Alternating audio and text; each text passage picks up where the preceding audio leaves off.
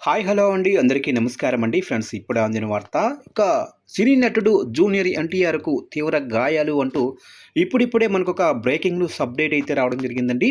అయితే ఇందుకు సంబంధించిన పూర్తి వివరాలు అయితే మన వీడియోలో తెలుసుకుందామండి. ఎక్కడ ఏం జరిగిందనేది క్లారిటీగా తెలుసుకుందామండి.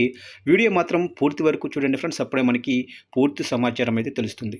లేట్ చేయకుండా టాపిక్లోకి వెళ్ళిపోదాము.